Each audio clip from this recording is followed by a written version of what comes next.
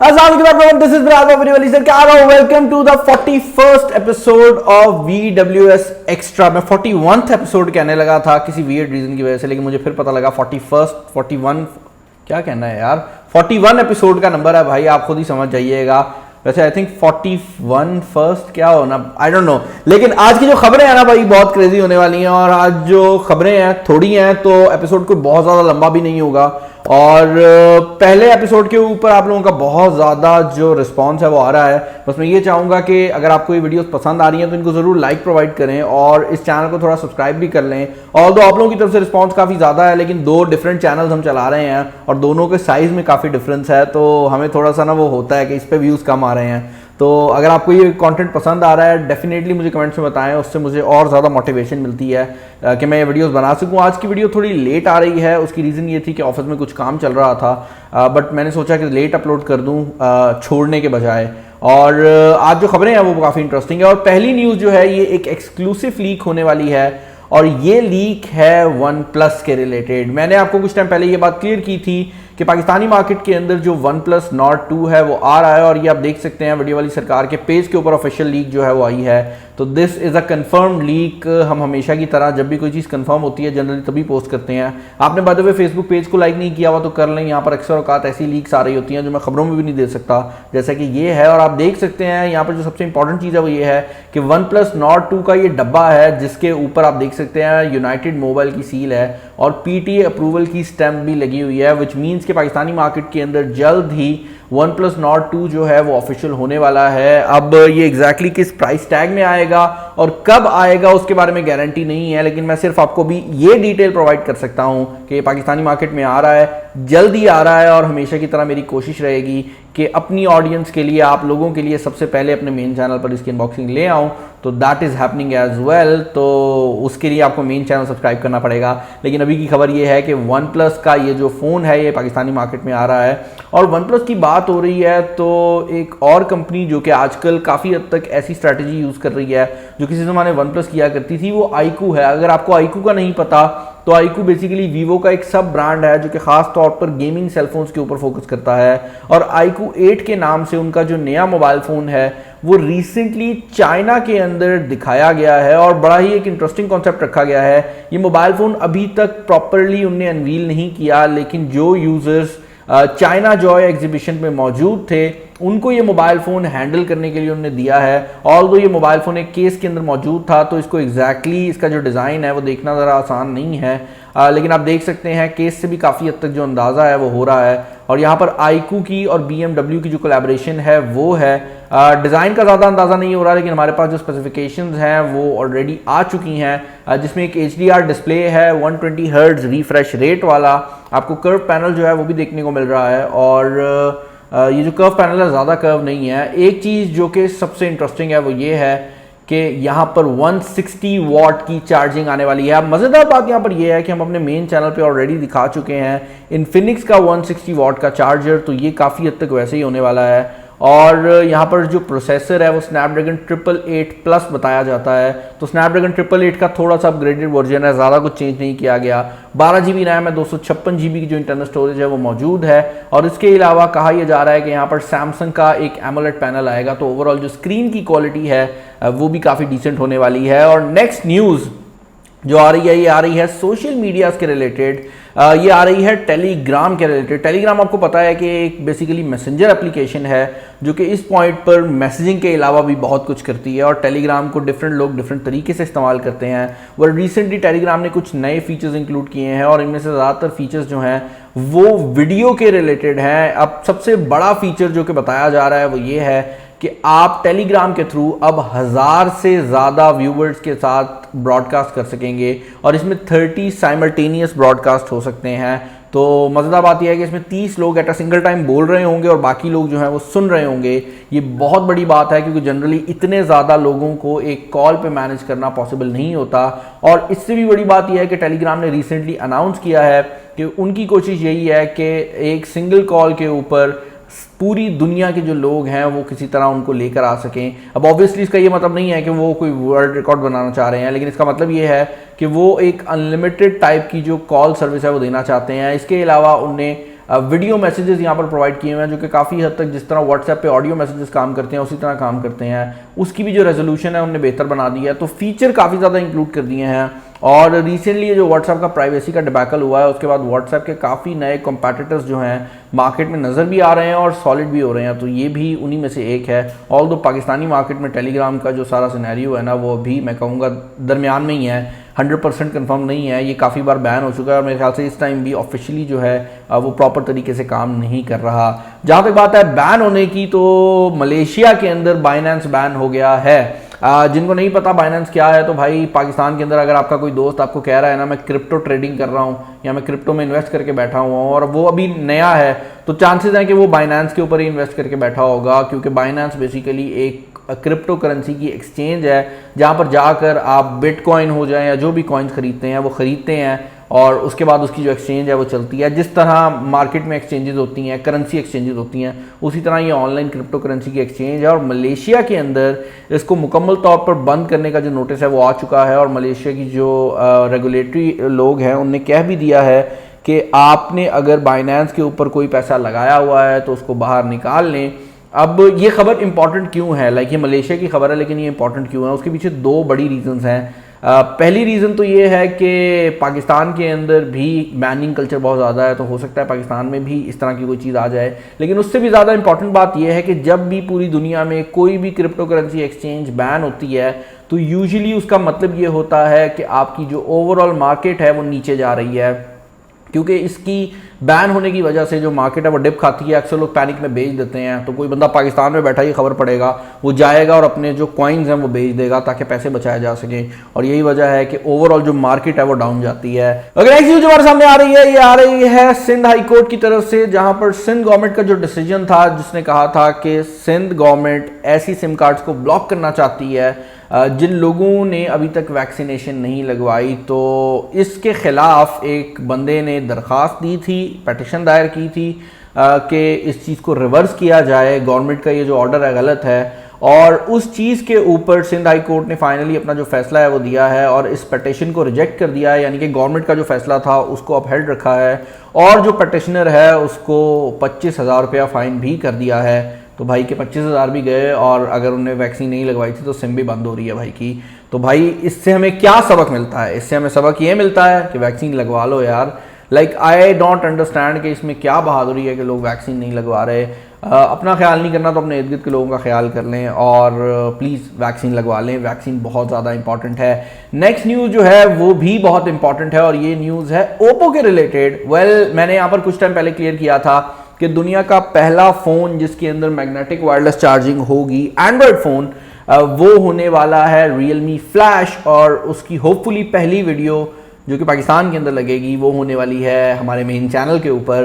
तो Realme Flash के अंदर जो ये मैगसेफ आता है एप्पल के फ़ोन के अंदर, यही आने वाला है। मतलब ऑब्वियसली उनकी जो टेक्नोलॉजी है वो थोड़ी डिफरेंट है, उम्मीद की जा रही है कि थोड़ी बेहतर भी होगी। मैं अभी तक देख नहीं सका तो मैं उस पर कोई स्टांस तो नहीं दूंगा, लेकिन क्योंकि Realme इस टेक्नोलॉजी को लेकर आ रही है तो यू बेट बाकी कंपनीज भी लेकर आएंगी। और अभी रिसेंटली एक नया मैग्नेटिक वायरलेस चार्जर जो है वो लीक हुआ है, और ये मैग्नेटिक वायरलेस चार्जर किसकी तरफ से है? ये है ओप्पो की तरफ से। वेल अगर Realme कुछ कर रही है तो ऑब्वियसली वो ओप्पो भी कर रही होगी, और यही वजह है कि हमें आने वाले टाइम के अंदर जो मैग्नेटिक चार्जिंग है वो काफ़ी ज़्यादा चलती हुई नज़र आ रही है।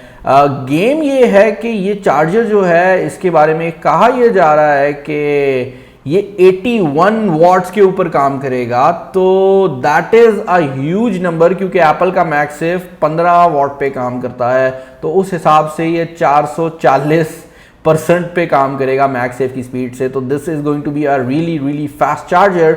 हाउएवर अभी सब लीक्स हैं तो मैं कुछ कंफर्म नहीं कर सकता, लेकिन मुझे दिल में इस चीज़ की श्योरिटी है कि जब भी ये चीज़ आएगी ये चीज़ एप्पल की जो स्पीड है उससे तेज़ ही होगी। जो Realme की टेक्नोलॉजी है उसको मैग डार्ट कह रही है Realme, और Realme Flash के नाम से मोबाइल फ़ोन है जो कि आ रहा है, और बैक पर आप ये चार्जर देख सकते हैं जो कि सपोजली Realme Flash के साथ आ रहा है। जैसे कि मोबाइल फ़ोन मेरे पास आएगा इसकी जो अनबॉक्सिंग वीडियो है मैं आपके पास ले आऊँगा। अभी तक के लिए ये रेंडर्स हैं जिनसे आप गुजारा कर सकते हैं। ऑल्दो मैं ये बता दूँ ये जो रेंडर है ना काफ़ी एक्यूरेट है। ओके, नेक्स्ट न्यूज़ जो हमारे पास आ रही है ये बड़ी इंटरेस्टिंग किस्म की न्यूज़ है, जहां पर ओवरसीज पाकिस्तानीज ने एटलीस्ट कंट्री की पहली इलेक्ट्रिक गाड़ी का जो एक प्रोटोटाइप है वो बना लिया है, और ये बनाया है डाइस फाउंडेशन ने। ये न्यूज़ जो है एक्सप्रेस ट्रिब्यून ने रिपोर्ट की थी, और यहाँ पर बताया ये जा रहा है कि एक कंपनी जो कि डाइस फाउंडेशन के नाम से है, उसने पहली इलेक्ट्रिक गाड़ी, उसकी बैटरी का जो प्रोटोटाइप है वो दिखाने का फैसला कर लिया है, जो कि आने वाले 3-4 महीनों में दिखाया जाएगा। और ये जो अनाउंसमेंट है ये फ्राइडे को हो रही होगी, तो ये बहुत बड़ी खबर है। And this is how the car is suppose to look like. यहाँ पर इंटरेस्टिंग बात ये है कि ये जो चीज़ है ये लोकली आ रही है, विच मीन्स कि हम पाकिस्तान के अंदर फ्यूचर में इस चीज़ को बढ़ता देख सकते हैं। और एक चीज़ जो कि बड़ी इंपॉर्टेंट है, जो मैं यहाँ पर इंक्लूड करना चाहूँगा, वो ये है कि जब भी किसी चीज़ के अंदर टेक्नोलॉजिकल शिफ्ट आ रहा होता है, तो एक बहुत बड़ा मौका होता है किसी भी मुल्क के पास कि वो जल्दी से उस टेक्नोलॉजिकल शिफ्ट के जो अगले वाला टेक्नोलॉजी आ रही है उस पर घुस जाए। फॉर एग्जांपल, जब चाइना ग्रो कर रहा था तो उस टाइम पर चाइना की ज़्यादातर आवाम के पास कंप्यूटर नहीं थे, जो लैपटॉप कंप्यूटर होते हैं। यही वजह है कि अगर आप आज चाइना में जाकर देखते हैं तो एक बंदा जो लेटेस्ट मोबाइल फ़ोन यूज़ कर रहा है उसने कंप्यूटर यूज़ ही नहीं किया, तो वो जो कंप्यूटर वाला दौर था वो स्किप हुआ है और डायरेक्टली वो लोग आए हैं मोबाइल फ़ोन्स के ऊपर, जिसकी वजह से आज अगर आप मोबाइल फ़ोन्स की बात करते हैं तो उसकी मार्केट बेचती भी सबसे ज़्यादा चाइना में ही है, मतलब बिकते भी वहीं हैं और बनाते भी वहीं हैं। और उसके अलावा इंपॉर्टेंट बात यह है कि क्योंकि वो डायरेक्टली सेल फोन्स पे आए थे, तो मोबाइल पेमेंट्स और इस तरह की जितनी भी चीज़ें हैं, मोबाइल कीज़ और इस तरह की जितनी भी चीज़ें हैं जो लेटेस्ट आ रही हैं, वो सब चाइना में ऑलरेडी चल रही हैं, क्योंकि वो लोग डायरेक्टली इस टेक्नोलॉजी पे आए थे, तो उनने हमसे इस पे ज़्यादा जो एक्सपीरियंस है वो हासिल किया हुआ है। और यही वजह है कि मैं कहूँगा कि इलेक्ट्रिक कार्स फ्यूचर नज़र आ रहा है, इसमें पाकिस्तानियों को घुस जाना चाहिए और हमें इस पर डेवलपमेंट भी शुरू कर देनी चाहिए, ताकि ये जो एक जंप है ना, हमें वो जो नॉर्मल गाड़ियों का सारा मूवमेंट है वो करना ही ना पड़े, हम सीधा इलेक्ट्रिक कार्स पे चले जाएं, which is going to be a great plus। Okay, next news जो हमारे सामने आ रही है ये Xbox के रिलेटेड है, और ये खबर है Xbox गेम पास के रिलेटेड। जिनको नहीं पता गेम पास क्या है, तो भाई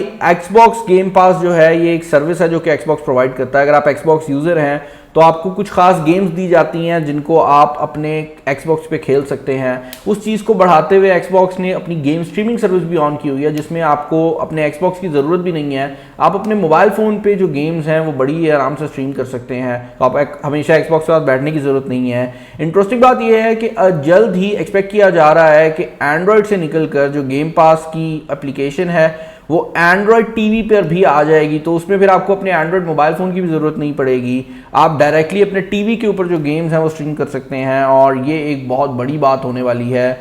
इस तरह की जो सर्विसेज हैं ये आती हुई नज़र आ रही हैं। हमने रिसेंटली बताया था कि नेटफ्लिक्स भी एक गेम स्ट्रीमिंग सर्विस पे काम कर रही है, तो आने वाले टाइम के अंदर आपको एक महंगा कंप्यूटर या एक महंगा मोबाइल लेने की ज़रूरत नहीं होगी। ज़्यादातर जो भारी टास्क होंगे वो सर्वर एंड पे कंपनीज खुद कर रही होंगी, और आप उन्हें महीने की जो सब्सक्रिप्शन है वो पे कर रहे होंगे। और इसी सब्सक्रिप्शन सर्विस के चक्कर में एप्पल ने अपने आईफोन के जो रेट्स हैं वो भी बेहतर किए हैं और सस्ते मॉडल्स दिए हैं, ताकि वो सब्सक्रिप्शन सर्विस जब आएँ तो उस टाइम पर उनको बेच सकें। और बात एप्पल की हो ही रही है एप्पल की, तो भाई आईफोन 13 और जो रीडिज़ाइंड मैकबुक प्रो हैं वहाँ पर उनकी जो प्रोडक्शन है वो रुक गई है, क्योंकि वहाँ पर अपेरेंटली एक गैस लीक हुई है उस प्रोडक्शन फैसिलिटी के अंदर, जिसकी वजह से TSMC की जो चिप मेकिंग फैसिलिटी है वहाँ पर एक दफ़ा के लिए जो काम है वो रुक गया है। और ये चीज़ इंपॉर्टेंट इसलिए है क्योंकि इस टाइम पर TSMC जो है वो ऑलरेडी बहुत ज़्यादा प्रेशर के अंदर है। दुनिया के अंदर ज़्यादातर जो चिप्स हैं मोबाइल फ़ोन्स की ख़ास तौर पर वो यही कंपनी बनाती है, एप्पल के लिए भी यही बना रही है। और अगर ये कहीं पर कोई भी स्लो चीज़ करते हैं या इनकी किसी भी फैसिलिटी में कोई भी मसला आता है तो उसकी पूरी इंडस्ट्री में वेव्स आती हैं। और रिसेंटली जो चिप शॉर्टेज हुई है उसकी भी रीज़न यही है कि दुनिया में बहुत थोड़ी सी कंपनीज हैं जो कि चिप्स बना सकती हैं, और उनकी जो ज़रूरत है वो बहुत ज़्यादा है। इंटेल और दूसरी कंपनीज कोशिश कर रही हैं अपने प्लांट एस्टैब्लिश करने की प्रॉपर तरीके से, लेकिन अभी के लिए यही कंपनीज हैं, और वहाँ पर भी गैस कंटेमिनेशन की जो खबर है वो हमारे सामने आई है। नेक्स्ट न्यूज़ जो आ रही है वो आ रही है सैमसंग के नए मॉनिटर के रिलेटेड, जिसका पुराना वर्जन मैं आज ही अनबॉक्स करके आया हूँ, और मैं बात कर रहा हूँ सैमसंग ऑडिसी नियो G9 के रिलेटेड। इसका जो डिज़ाइन है वो देखने में जो ओरिजिनल G9 है उस जैसा ही है, काफ़ी मिलता जुलता डिज़ाइन है, लेकिन जो सबसे बड़ा डिफरेंस आपको यहाँ पर देखने को मिल रहा है वो ये है कि ये एक QLED नहीं बल्कि ये एक मिनी LED डिस्प्ले के साथ आ रहा है, जो कि एक बहुत बड़ी बात है। हमने रिसेंटली अपनी TCL वाली वीडियो में क्लियर किया था कि एक मिनी एलईडी और क्यूएलईडी में क्या फ़र्क होता है। बेसिकली आप ये समझ सकते हैं कि अगर इस पॉइंट पर मार्केट के अंदर एमोलेड के बाद कोई बेहतर टेक्नोलॉजी है, लाइक एमोलेड तो सबसे अच्छी कंसिडर होती है ना, तो वो यही मिनी एलईडी डिस्प्लेज हैं और आपको कंपनीज कोशिश कर रही हैं कि माइक्रो एलईडी की तरफ जाया जाए जो कि एमोलेड के बिल्कुल कंपैटिटिव में होगा। लेकिन ये जो प्रोडक्ट है ये बाकी फीचर्स सारे जो है वो मेंटेन करती है, यानी कि 240 हर्ट्ज की रिफ्रेश रेट, उसके अलावा हाई रेजोल्यूशन, उसके अलावा बड़ा डिस्प्ले, और उसके साथ साथ जो मिनी एलईडी है वो भी इंक्लूड हो गया है। ये सबसे पहले कनाडा में लॉन्च होगी, पाकिस्तान में आएगी तो मैं कोशिश करूंगा कि इसकी भी अनबॉक्सिंग ले आऊं, और अगर आपको कंपैरिजन चाहिए तो हम वो भी कर सकते हैं। नेक्स्ट न्यूज़ जो हमारे सामने आ रही है भाई वो आ रही है Xiaomi के लेटेस्ट फ्लैगशिप के रिलेटेड जो कि Mi 12 होने वाला है। इसमें कोई सरप्राइज नहीं है, लेकिन यहाँ पर जो सबसे बड़ी चीज़ है वो ये है कि एक तो यहाँ पर स्नैपड्रैगन का 898 चिपसेट जो है वो आने वाला है, जो कि स्नैपड्रैगन 888 को रिप्लेस करेगा। पहले खबरें ये थी कि स्नैपड्रैगन का अपकमिंग जो चिप है वो 895 होगा, कहलाएगा एटलीस्ट, लेकिन अब उसका जो नाम है वो 898 सामने आ रहा है। और उससे भी ज़्यादा इंपॉर्टेंट बात यह है कि ये LPDDR5X रैम के साथ आएगा, जिसकी वजह से ये जो डेटा रेट है जो 6400 MPBS पे है LPDDR5 में, वो 8533 MPBS पे चला जाएगा। तो जो DDR4X रैम है उसका जो है उससे ये डबल हो जाएगा, जो कि एक बहुत बहुत बड़ी चीज़ है। और ये सबसे पहले Mi 12 में आ रहा है, तो ये अगेन एक बहुत मज़ेदार चीज़ होगी, क्योंकि ऑलरेडी Mi 12 के अंदर एक्सपेक्टेड है कि हमें यहाँ पर 200 MB का कैमरा और 200 वॉट की चार्जिंग मिलने वाली है एटलीस्ट Mi 12 अल्ट्रा के अंदर। तो देखते हैं क्या सिचुएशन बनती है, लेकिन अभी के तक की जो सिचुएशन है ना काफ़ी मज़ेदार नज़र आ रही है। फाइनली भाई अगली न्यूज़ जो हमारे सामने आ रही है वो सैमसंग के गैलेक्सी नोट के रिलेटेड है। अब ये चीज़ क्लियर हो चुकी है इस पॉइंट के ऊपर कि इस साल सैमसंग गैलेक्सी नोट सीरीज़ नहीं आ रही, उसकी जगह सैमसंग 2 फोल्डेबल फ़ोन्स लॉन्च करने वाला है। तो गैलेक्सी Z Flip 3 और Z Fold 3 जो हैं वो लॉन्च हो रहे हैं। और अगर मैं आपको ये बताऊं कि 11 अगस्त को जब ये लॉन्च होंगे तो होपफुली आपको मेरे मेन चैनल से भी कुछ खुशखबरी मिल सकती है, तो आपको कैसा लगेगा? उसको छोड़ दें, पहले हम इसकी बात कर लेते हैं। वो जो फोल्ड फोन्स हैं वो तो इस साल लॉन्च हो ही रहे हैं, लेकिन इस टाइम पर जो लोग हैं वो कह रहे हैं कि भाई आपने नोट सीरीज़ को स्किप किया है, तो अगले साल पहले S22 को लॉन्च करने से पहले हमें अगर आप गैलेक्सी नोट सीरीज़ का कोई नया फ़ोन दे दें तो वो हमारे लिए ज़्यादा बेटर रहेगा। तो ये चीज़ बड़ी इंटरेस्टिंग है कि यूज़र्स जो हैं वो नोट सीरीज़ को मांग रहे हैं, और उसके पीछे काइंड ऑफ रीज़न ये भी है कि हर यूज़र को पता है कि अगर नोट सीरीज़ का फ़ोन आ जाता है तो वो ऑलरेडी वो सब काम करेगा जो कि एस सीरीज़ का फ़ोन करता है, और उसके अंदर पेन की सपोर्ट भी होगी। तो देखते हैं कि सैमसंग इस पिटिशन को मानता है या नहीं मानता, और अगर सैमसंग मानता है तो सैमसंग का जो पूरा लाइनअप है उसकी टाइमिंग ऊपर नीचे हो जाएगी, क्योंकि उन्होंने ऑलरेडी नोट सीरीज़ की जगह पे फोल्ड लॉन्च कर दिए हैं, और अगर वो एस सीरीज़ की जगह पे नोट दे देते हैं तो फिर अगला जो फ़ोन आएगा वो एस सीरीज़ का होगा। लेकिन फिर अगर एस सीरीज़ आ जाएगी तो फिर फोल्डेबल्स कहाँ जाएंगे अगले साल, तो देखने में आएगा। बड़ी इंटरेस्टिंग सिचुएशन है, लेकिन यूज़र जो हैं वो कह रहे हैं कि प्लीज़ हमें नोट सीरीज़ का फ़ोन भी चाहिए। काफ़ी नोट यूज़र्स हैं, काफ़ी नोट फैंस हैं। नेक्स्ट न्यूज़ जो आ रही है बड़ी इंटरेस्टिंग किस्म की न्यूज़ है, और ये न्यूज़ हमारी एक पुरानी लीक को काफ़ी हद तक निगेट भी करती है। पहले लीक आ रही थी कि OnePlus जो है OnePlus 9T के नाम से एक डिवाइस के ऊपर काम कर रहा है, लेकिन OnePlus ने ये चीज़ क्लियर कर दी है कि वो OnePlus 9T सीरीज़ इस साल लॉन्च नहीं कर रहे होंगे। अगले साल ही फ़ोन लॉन्च होगा जो कि OnePlus 10 सीरीज़ के अंदर आएगा। और OnePlus 10 सीरीज़ का जो पहला रेंडर हमारे सामने आया है वो कुछ इस तरह का है, जहाँ पर आप देख सकते हैं बैक साइड पर आपको 2 कैमरास देखने को मिल रहे हैं, जो कि इंटरेस्टिंग है। यहाँ पर टेलीफोटो लेंस को स्किप किया गया है, लेकिन अगर आप इनके ऊपर नज़र डालें तो ये बहुत बड़े सेंसर्स हैं, जिसकी वजह से मैं अज्यूम कर रहा हूँ कि यहाँ पर जो कैमरा क्वालिटी है वो काफ़ी बेहतर होने वाली है। क्योंकि आपको ये बात भी समझनी पड़ेगी कि OnePlus इस टाइम पर हैसलब्लैड के साथ कोलैबोरेशन के अंदर है, और ये जो कंपनी है इसके साथ इनकी कोलैबोरेशन 3 साल की है। तो अभी जो पहला फ़ोन OnePlus 9 आया था वो वाहिद फ़ोन नहीं था। आने वाले टाइम में हमें OnePlus के काफ़ी मॉडल्स जो हैं वो देखने को मिलेंगे, और इनमें जो अभी चीज़ बताई जा रही है वो ये है कि इसमें Xenon फ्लैश हो सकती है, जो कि इससे पहले हम नोकिया के एक फ़ोन पे देख चुके हैं। ये वही फ्लैश है जो कि बड़े कैमराज में आती है, और ये एक्चुअल फ्लैश होती है, तो LED लाइट नहीं होती, ये बाकायदा फ्लैश होती है और काफ़ी ज़्यादा पावरफुल होती है। और ओवरऑल जो डिज़ाइन है वो भी देखने में बहुत ज़्यादा प्रीमियम लग रहा है। तो OnePlus अब शायद उस प्रीमियम वाली साइड पे जा रही है, क्योंकि ऑलरेडी ये जो फ्लैगशिप किलर वाला अपना टैग है उसको काफ़ी हद तक छोड़ चुके हैं। फाइनल न्यूज़ जो कि आज हमारे पास आ रही है वो इन्फिनिक्स की तरफ से है, और इन्फिनिक्स X1 का 40 इंच का जो एंड्रॉयड स्मार्ट टीवी है वो इंडिया के अंदर ऑफिशियल हो चुका है। और इस पॉइंट पर इन्फिनिक्स भाई सिर्फ मूवमेंट कर रही है। मैं ये कहूँगा जो इंडस्ट्री नज़र आ रही है वहाँ नज़र आ रहा है कि इन्फिनिक्स आ रही है। इन्फिनिक्स का लैपटॉप जो है पाकिस्तानी मार्केट में जल्दी आ रहा है, और अगर वो ये टीवी भी ले आते हैं तो पाकिस्तानी मार्केट बहुत ज़्यादा कंपेटिटिव हो जाएगी। मैं दोबारा रिपीट करना चाहूँगा कि इस पॉइंट पर अगर कोई अच्छा ब्रांड टीवी दे रहा है तो वो TCL है, और बाकी जो ब्रांड्स हैं जिनमें सैमसंग या सोनी है वो बहुत अच्छे हैं लेकिन वो बहुत महंगे हैं। तो मैं उस रेंज की बात कर रहा हूँ जहाँ TCL आ रहा है, वहाँ पर इन्फिनिक्स और Xiaomi जैसे जो ब्रांड्स हैं वो आकर कम्पीट कर सकते हैं, इवन Realme। तो इन्फिनिक्स का जो टीवी है वो इंडिया के अंदर आ चुका है, इसका प्राइस टैग $269 है फॉर द 40 इंच टीवी। तो आप पाकिस्तानी मार्केट के अंदर मोर और लेस एक्सपेक्ट कर सकते हैं कि ये वाला जो मॉडल है अराउंड 40,000 के करीब लॉन्च हो सकता है, जो कि एक 40 इंच टीवी के लिए, जो कि एक स्मार्ट टीवी भी है, एक काफ़ी अच्छा प्राइस टैग है, और ये HDR10 सपोर्टेड डिवाइस भी है। मुझे कमेंट सेक्शन में बताइएगा कि आज का एपिसोड आपको कैसा लगा है, और अगर आपने ये मेरा नया चैनल सब्सक्राइब नहीं किया तो कर लें। यहाँ पर मेरी कोशिश ये है कि संडे छोड़कर बाकी सारे दिन डेली अपडेट्स जो हैं वो आपको मिलें, और एटलीस्ट कुछ ना कुछ खबरें ज़रूर आती रहें, ताकि ऐसी खबरें जिनकी ऊपर मैं मुकम्मल वीडियो नहीं बना सकता उनको मैं यहाँ पर आपको दिखा दूँ। तो मुझे कमेंट्स में बताइएगा कि इस सारे सीन के रिलेटेड आपके क्या ओपिनियंस हैं। वीडियो पसंद आई है तो लाइक कीजिएगा, दोस्तों शेयर कीजिएगा। इस वीडियो में इतना ही। This is Bilal signing off. अल्लाह हाफ़िज़।